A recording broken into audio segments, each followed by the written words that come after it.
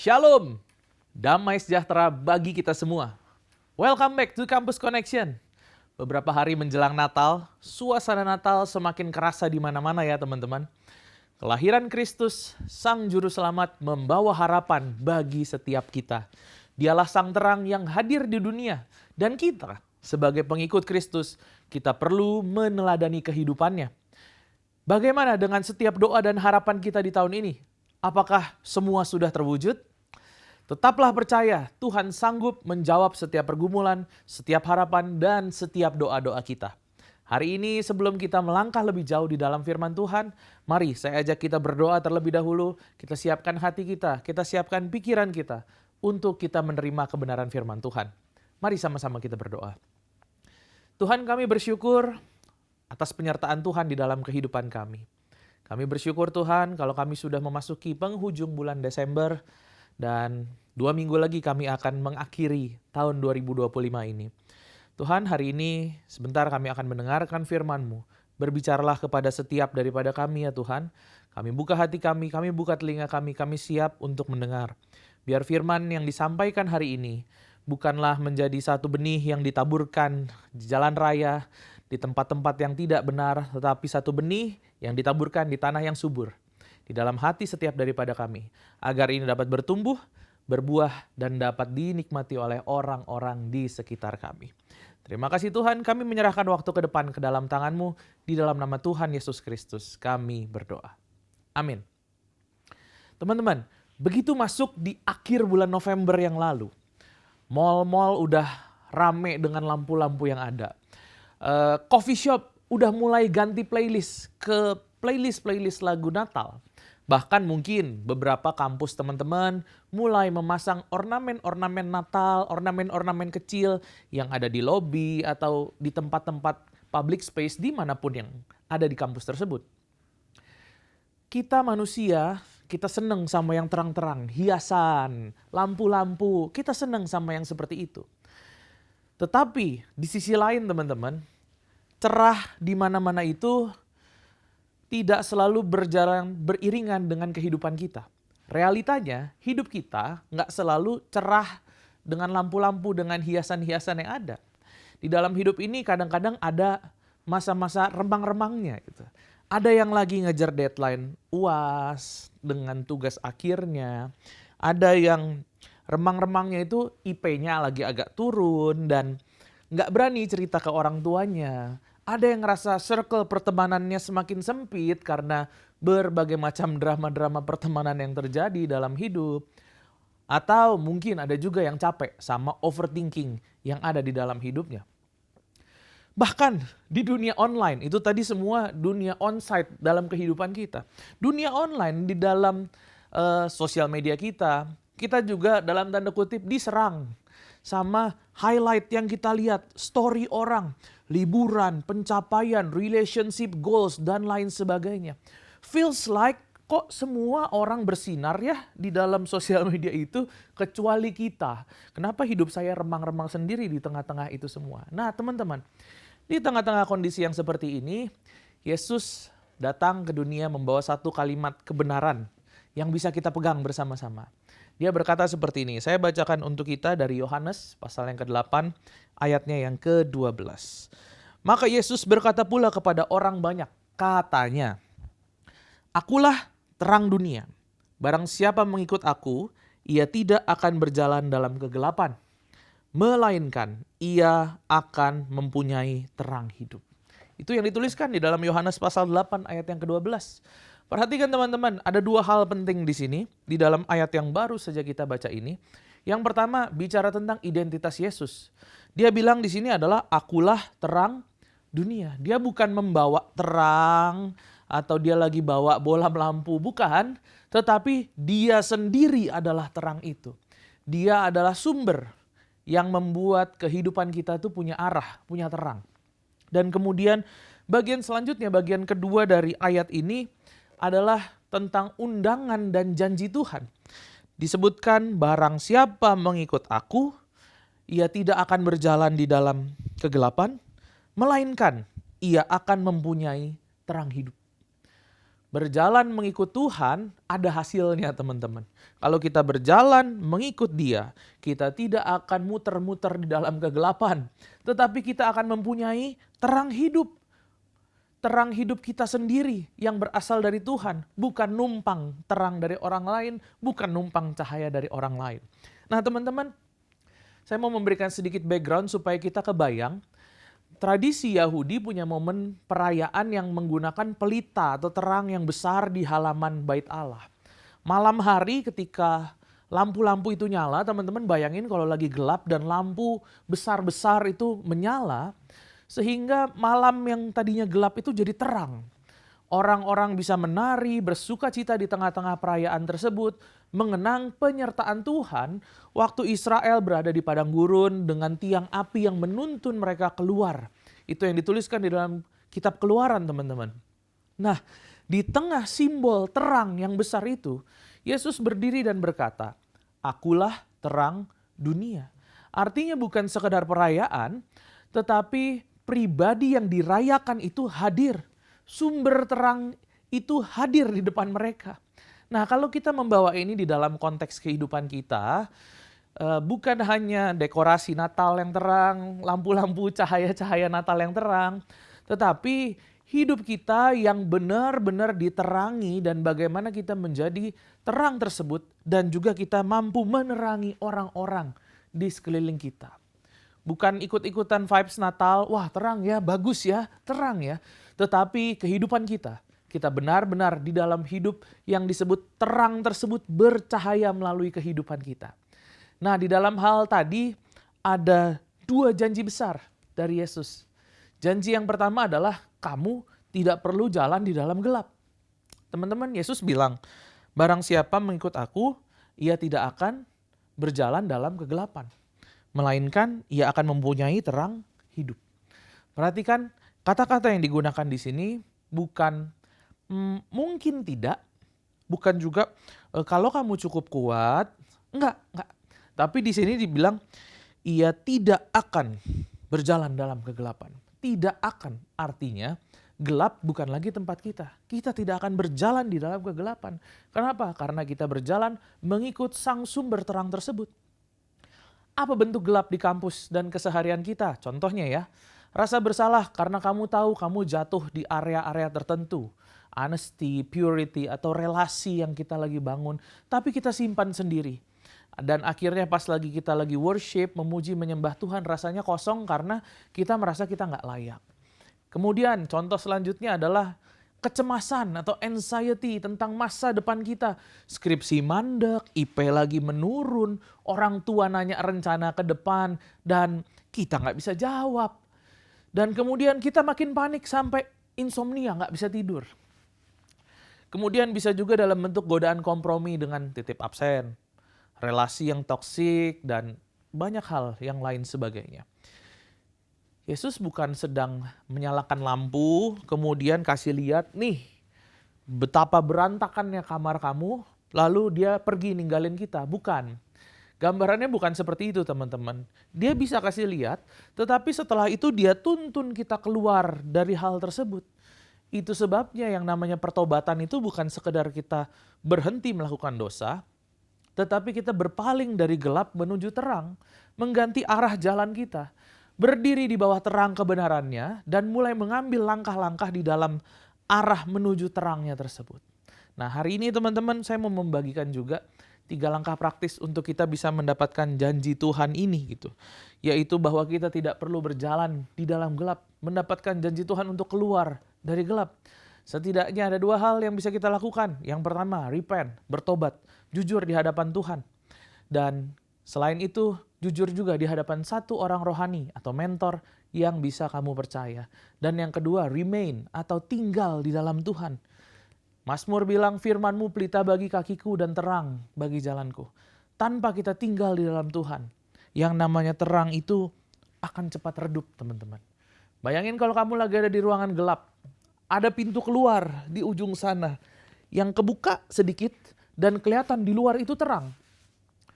Pertobatan itu bukan berarti kamu duduk di lantai di ruangan gelap tersebut sambil bilang, aku salah. Aku salah, udah aku nggak bisa ngapa-ngapain. Bukan, tapi kamu berdiri, kamu jalan menuju pintu itu, mungkin butuh langkah, pelan-pelan, bisa jadi masih agak gelap, ada barang-barang yang menyandung kamu gitu. Tapi kamu bergerak ke arah terang tersebut. Itulah pertobatan kita, teman-teman. Kamu tidak perlu jalan di dalam gelap. Itulah janji Tuhan yang pertama yang diberikan ke dalam kehidupan kita. Dan ada janji yang kedua yang disampaikan juga dalam hidup kita.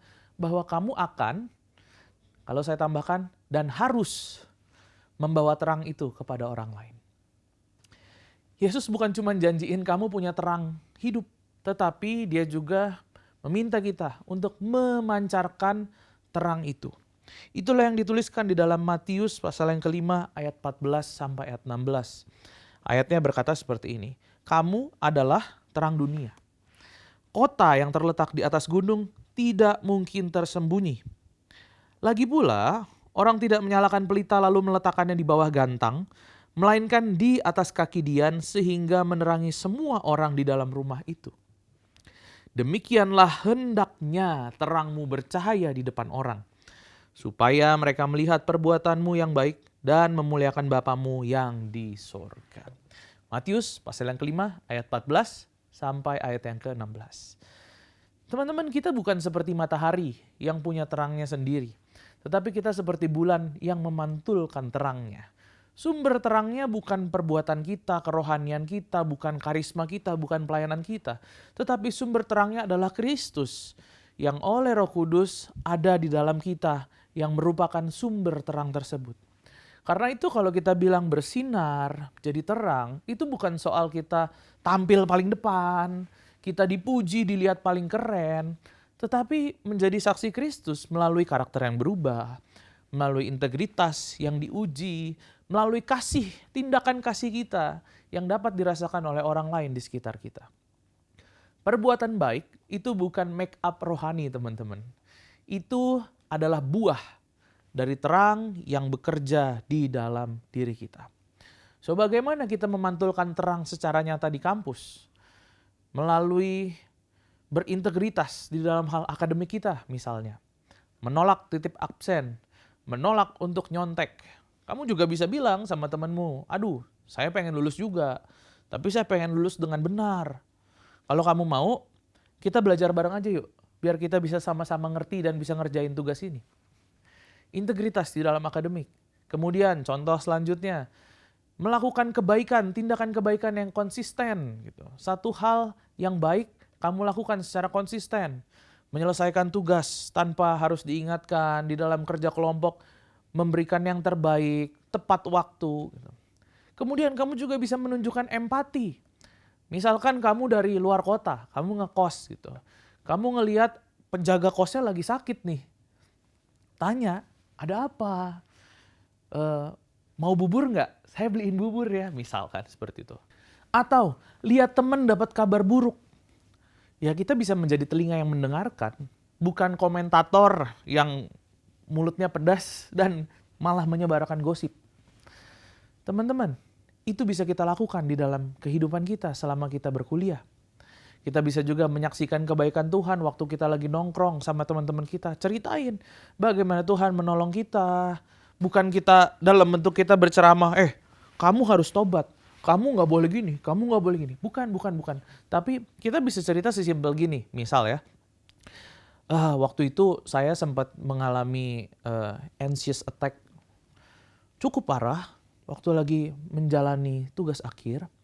Dan kemudian saya belajar untuk berdoa. Singkat aja sih, cuman berdoa aja singkat setiap pagi. Tapi ternyata itu membuat saya lebih tenang gitu. Itu ngebantu gue banget loh. Itu bagian dari menyaksikan kebaikan Kristus dalam hidup kita. Lewat kalimat sederhana, cara-cara yang simpel. Yesus bilang, biarlah mereka melihat perbuatanmu yang baik. Sekali lagi ya teman-teman, perbuatan baik itu bukan make up yang menutupi hati kita yang kosong. Tetapi justru perbuatan baik yang kita lakukan itu adalah buah dari hati yang memantulkan terang Kristus. Apa bedanya buah dengan pencitraan? Buah itu tumbuh dari dalam, konsisten. Meski nggak ada yang melihat, dia konsisten, tumbuh dari dalam. Sementara yang namanya pencitraan itu dipasang dari luar, aka topeng gitu ya. heboh saat ada yang lihat apa heboh. Tapi kalau nggak ada yang lihat ya udah, redup aja, begitu aja. Tuhan lihat buah dalam kehidupan kita, bukan pencitraan. Lalu tujuan akhirnya apa? Agar mereka memuliakan Bapamu di sorga. Bukan supaya orang bilang kamu keren ya. Waktu orang merasakan terang itu lewat kehidupan kita, mereka diarahkan kembali ke sumbernya. Jadi dari Kristus memantul lewat hidup kita dan kemudian kembali kepada Bapa sebagai pujian. Dan mereka memuliakan Bapa yang ada di sorga. Teman-teman, kalau lagi mati lampu, kamu punya senter yang terang banget, tapi kamu taruh senter kamu itu di dalam laci, yang kemudian nggak dibuka dan nggak digunakan. Tidak akan ada orang yang dapat memanfaatkan fungsi dari senter tersebut. Nggak ada yang akan terbantu dengan hal tersebut. Tetapi lain cerita kalau kamu ambil senter itu, kamu taruh senter itu di tempat yang agak tinggi, di atas lemari lah katakan, dan kemudian kamu nyalain, semua orang di ruangan itu akan kebagian terangnya dan merasakan bahwa kegelapan itu pelan-pelan berkurang karena ada terang dari senter tersebut. Kadang kita sudah punya terang, atau dengan kata lain kita tuh percaya kepada Kristus, kita murid Kristus, kita punya terang itu di dalam diri kita, tapi ditaruh di laci karena kita takut dijudge, karena kita takut dianggap nggak gaul, takut dianggap sok suci dan lain sebagainya. Padahal Yesus memberikan kita terang dan di sini dibilang menempatkan kamu di atas kaki Dian. Posisi di mana terangmu itu bisa bercahaya buat orang lain, bukan di dalam laci, teman-teman. So, bagaimana kita menerapkannya di dalam kehidupan kita? Yang pertama, start with love. Mulailah dengan yang namanya kasih. Yesus bilang kasihilah Tuhan Allahmu dan kasihilah sesamamu. Urutannya kasihilah Tuhan Allahmu dulu, baru kita mengasihi sesama. Kenapa? Karena relasi akan mendahului aktivitas kita. Kalau baterai hatimu kosong, pelayanan apapun yang kamu lakukan bukan berdasarkan dengan kasih nantinya. Jadi sebelum kamu bilang, aku mau melakukan pelayanan, aku mau melayani, pastiin hati kita terhubung dulu ke sumbernya. Kayak lampu meja yang dicolok listrik dulu baru nyala, kita perlu terhubung dulu ke sumbernya, yaitu Kristus sendiri, baru kita mampu untuk bercahaya. Tanpa itu kita akan gampang burn out, tanpa itu kita akan gampang untuk terbakar habis. Berdoalah sama Tuhan. Tuhan, hidupku hari ini untuk kemuliaan-Mu. Tuntun langkahku, jaga mulutku, dan pakai aku supaya aku bisa menjadi terang-Mu dimanapun aku berada. Start with love. Kasihi Tuhan terlebih dahulu, dan kemudian itu akan memantul lewat kasih kita kepada sesama. Yang kedua teman-teman, be real, not perfect. Anak muda sekarang itu sensitif banget sama yang namanya fake gitu. Nggak suka sama yang fake. Orang nggak butuh aktor rohani. Kita nggak perlu yang namanya aktor rohani. Kita butuh teman yang real, teman yang jujur, teman yang genuine, teman yang bisa membuat kita sama-sama bertumbuh. Jadi terang bukan berarti kita harus jadi sempurna. Tetapi berarti kita berani untuk genuine, kita berani untuk transparan, kita berani untuk real, be real gitu. Kalau kamu salah, ya minta maaf. Maaf ya, tadi aku emosi, aku salah. Kalau kamu lagi anxious, jangan pura-pura kuat. Bilang ke sahabatmu, orang yang bisa kamu percaya, tolongin dong, aku lagi cemas, lagi anxious banget nih, bisa doain aku nggak? Kalau kamu belum bisa, kamu bilang, aduh belum ngerti nih, bisa tolong ajarin nggak? Kerendahan hati itu bikin terang yang ada di dalam kita itu bisa terpancar keluar gitu, kelihatan keluar gitu. Topeng yang kita pakai mungkin bisa bikin orang kagum sesaat. Tapi abis itu kitanya capek karena kita pakai topeng gitu. Tapi kalau kita punya transparansi, genuine, kita bikin orang percaya sama kita karena ada ruang untuk orang bisa jujur, karena ada ruang untuk melihat bahwa kita pun punya kelemahan, dan terlebih lagi ada ruang untuk kita bisa bertumbuh bersama-sama. So teman-teman, be real, bukan perfect. Jadilah genuine itu teman-teman.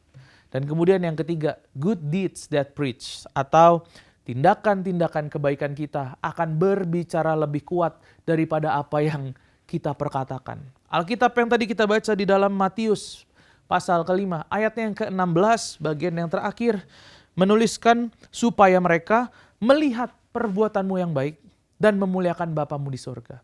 Sekali lagi, saya mengulang yang tadi. Perbuatan baik bukanlah make up, tetapi merupakan buah yang keluar dari pengenalan kita akan Kristus. Dan buah yang paling kuat seringkali merupakan satu hal yang sederhana, tetapi kita bisa melakukan itu secara konsisten. Perbuatan-perbuatan baik yang sederhana, tapi bisa kita lakukan secara konsisten. Sehingga ketika orang melihat perbuatan kita yang baik tersebut, mereka memuliakan Bapa yang ada di surga. Perbuatan baik apa? Di kelas, tolak titip absen, tolak nyontek.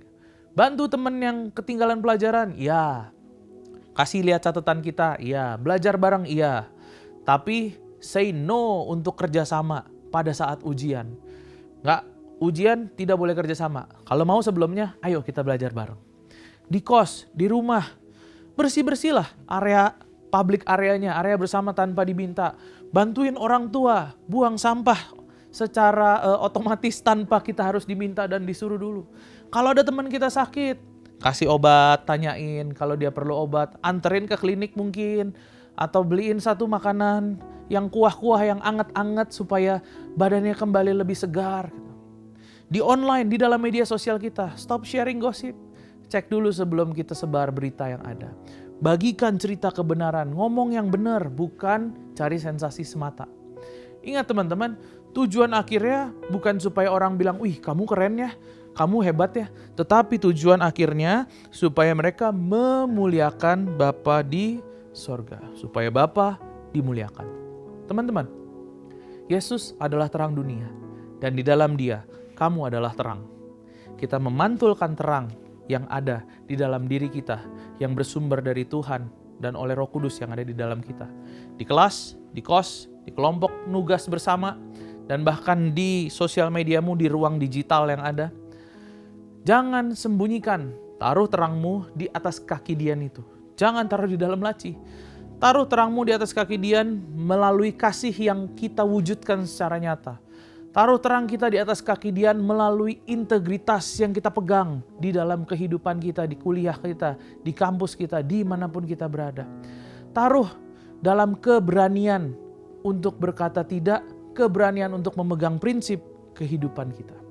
Saya berdoa agar Tuhan memenuhi setiap hati kita dengan roh-Nya, mengubahkan pola pikir kita, membersihkan dan memampukan setiap kita untuk berjalan di dalam terang yang ajaib. Mari kita jadikan minggu ini sebagai titik balik, biar dari langkah kecil yang konsisten, hidup kita memuliakan Tuhan dan kita semua memantulkan kemuliaan Tuhan, dan banyak orang di luar sana akan merasakan kasih Allah melalui kehidupan setiap kita. Amin. Mari sama-sama kita berdoa. Tuhan, kami bersyukur untuk firman Tuhan yang telah disampaikan hari ini. Tuhan, kami tahu kehadiran-Mu ke dunia, Engkau adalah sang terang dunia, sumber dari terang yang sejati itu. Kami berdoa hari ini Tuhan, berikan kami hati untuk mengasihi-Mu terlebih dahulu, sang sumber terang itu. Biar kami tetap terkoneksi dengan-Mu ya Tuhan, sang sumber terang, supaya lewat kehidupan kami, terang-Mu itu dapat bercahaya dan dapat dirasakan oleh orang-orang di sekitar kami. Biar kami berjalan di dalam terang Tuhan, dan kami bertindak atas segala hal yang ada di dunia ini sesuai dengan apa yang menjadi kebenaran firman Tuhan yang telah kami pelajari. Kami berdoa Tuhan, biar lewat hidup kami, orang-orang memuliakan Bapa yang di sorga. Lewat tindakan kami, orang dapat melihat bahwa Bapa dimuliakan. Terima kasih Tuhan, dan hari ini juga hamba-Mu melepaskan berkat bagi teman-temanku dimanapun mereka berada. Tuhan yang mencukupkan semua yang mereka perlukan, setiap keuangan yang ada, berkat finansial itu ada di dalam kehidupan-Mu. Semua keperluan-Mu Tuhan cukupkan tepat pada waktunya. Tuhan yang memberikan hikmat di dalam kehidupan-Mu, memampukan engkau berjalan di dalam rancangan Tuhan, rencana Tuhan yang indah di dalam kehidupan-Mu. Terima kasih Tuhan, di dalam nama Tuhan Yesus Kristus kami berdoa. Amin. Bagi teman-teman yang memerlukan dukungan doa ataupun konseling lebih lanjut, silakan scan QR Code yang ada di layar ini. Ada para pendoa, ada para konselor yang siap untuk melayani teman-teman sekalian. Tetap semangat menjalani kehidupan. Sampai jumpa di lain kesempatan. Merry Christmas and God bless you.